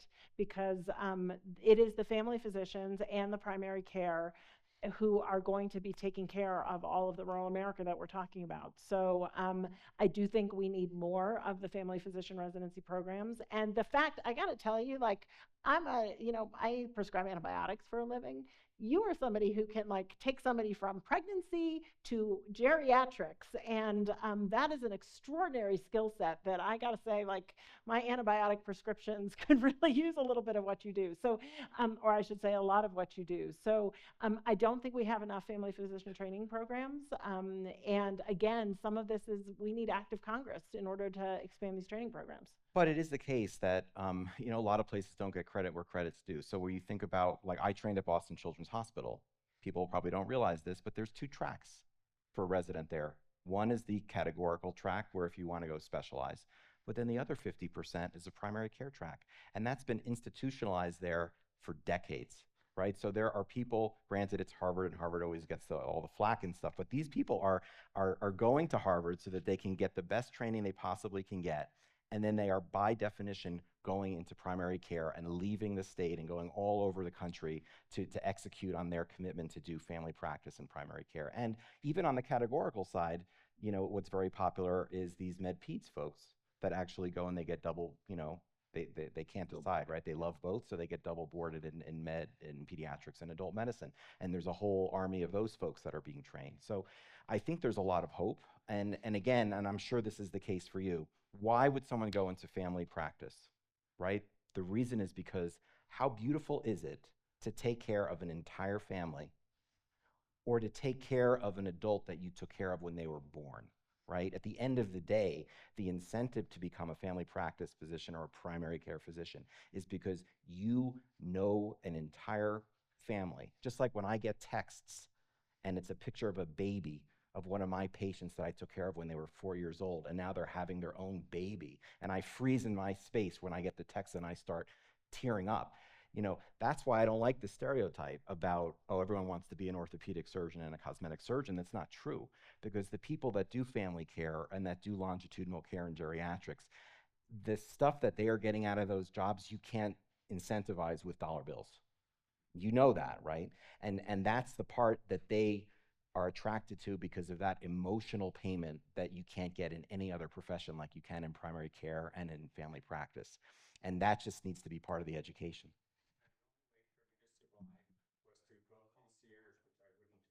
Right. Go ahead. Great. Thanks so much for this discussion today. It's been really fascinating. I'm Dustin Moyer. I'm the CEO at Mountain Family Health Centers, and also a patient there. We're a federally qualified health center that serves this river valley and the Roaring Fork River Valley. I had a question about Lauren's comments when thinking through what a potential solution for this country would be in solving some of these challenges that you've elevated, and that we need to embrace the complexity. And we'll have a lot of different solutions based on the different dynamics in those communities. A few years back, when Colorado was looking through a ballot measure at a more universal healthcare approach through either a public option or single payer, one of the things that we uncovered in my job at the time at the Colorado Health Foundation was that it's really difficult for states to drive the change because they don't have the ability to leverage all of the current dollars in the healthcare system. And so when we think about states as kind of laboratories for policy, just curious what guidance or what insight you might have into how a state-based approach might look. Thank you.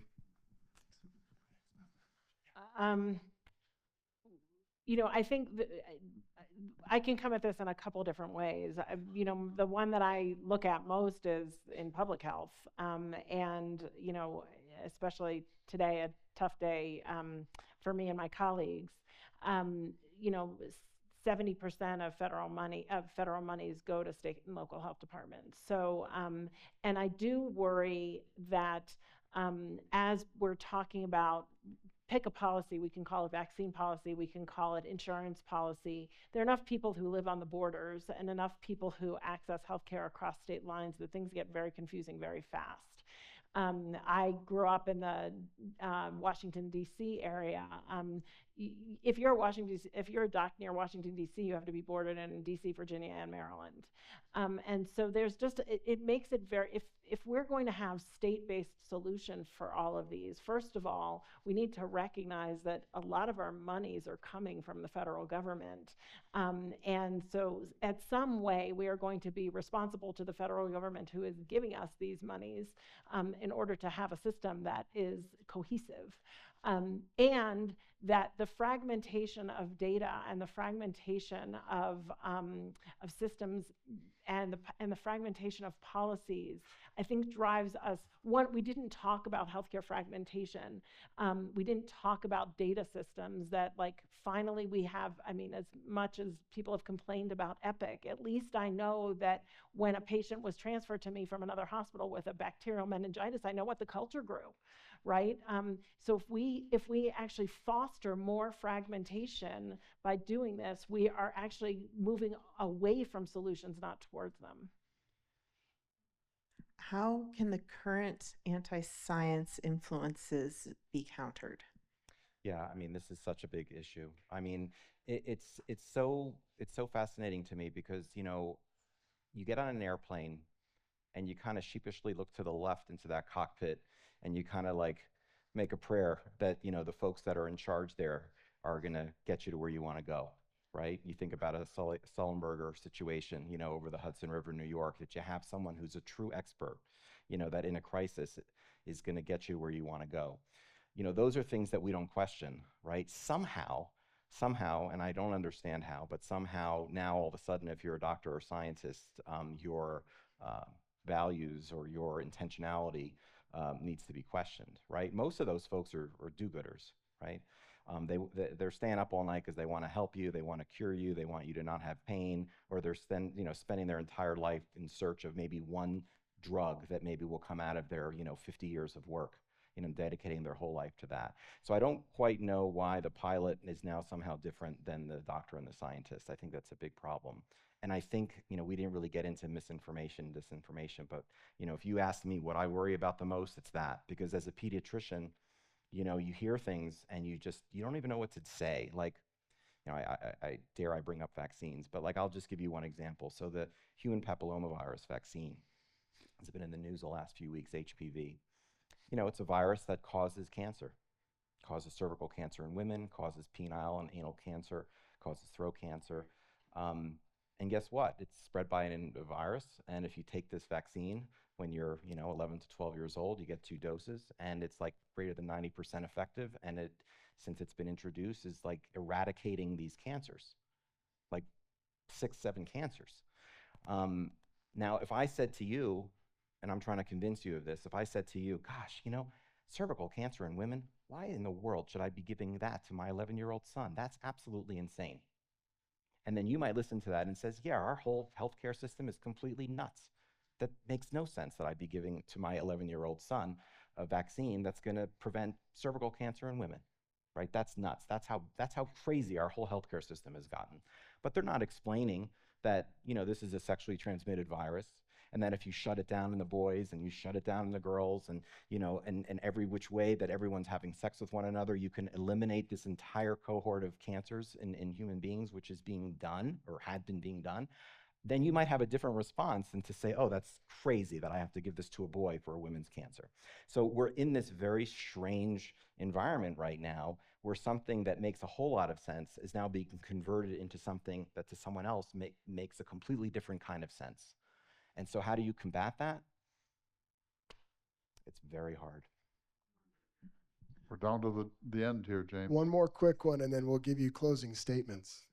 That was it. Okay, Murph. Hand up, someone. Yeah. What do you think of the current trend of private equity firms and venture capital firms and doctors that only take private pay?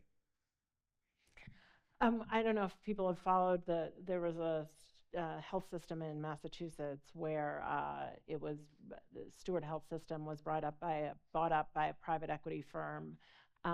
The land was sold out from under the hospitals. Rent was increased on the land to a place that the hospitals could no longer function.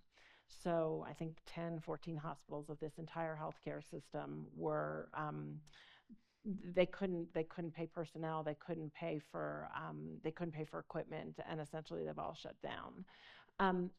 You know, we took a Hippocratic oath, do no harm. You know, if we're in a space where, you know, once you start talking about money, and having people whose interests are in making money talking about healthcare, I think we've gotten far away from the space of trying to solve the problems that we are looking to solve in this conversation. So, Lauren, you're an optimist. So what is your last thought for about 35 seconds? I work with a lot of young people that are in their 20s. And the good news is that the pipeline of talent in this country for people dedicating their entire lives to taking care of people and to developing science that will enable them to develop drugs to cure people is extremely strong. That pipeline is unbelievable. I could give you example after example. I have a woman in our program right now who was named NCAA Woman of the Year in 2025 for her 21-time All-American swimming prowess, right? And she's a biological engineer, MD, PhD student in our program. This is the talent that we have in the United States of America. And so because of that, I am fiercely focused now on making sure that this energy doesn't get distracted by current circumstances, which I pray are going to be temporary. But we can't rely on the fact that they're going to be temporary, and we can't ignore the fact that there is some serious train wreck coming our way with regard to healthcare and science. And the most important thing is we have to protect, in my mind, the future. And that future is really being threatened right now by cutting away all of their training and financial support. And we have to just protect the future. And that is the most important thing for me right now to focus on. Rochelle.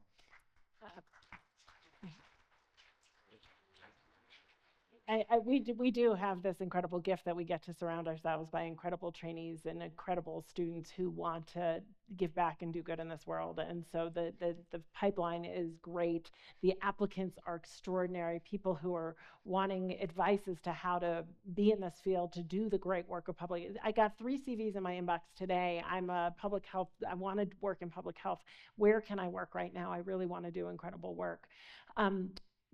We need to, as a population, use our voice because the voice right now is quiet with regard to the future of the NIH, and I will say, wearing my former CDC hat, the future of health and public health.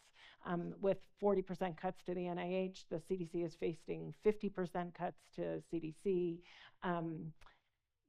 70% of your state and local health departments are funded by the CDC. So if 50% cut to the CDC, you will feel that in everything that you do every single day. What you don't know about public health is that all the things that would have happened if it wasn't here. And I can tell you story after story of my most proud moments at CDC were not the ones you ever saw on the screen, but they were the things that were averted that you never knew about. So just this much. Oh, thank you. Thank you, Rich. I believe if we turned loose to reform the system, you could. And if this were the Congress of the United States, it might happen. But a lot of what you say sounds utopian to me because we have to face the fact that we live in this political environment. And even if it were not for Donald Trump and this administration, we live in this political environment which has had such a struggle to do rational, reformist things for American healthcare. So we love you. You were terrific, Dr. Rochelle Walensky and Dr. Lauren Walensky. So glad you're here.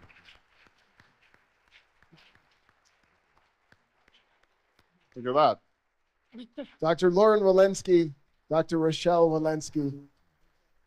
And thanks as always to Clay Jenkinson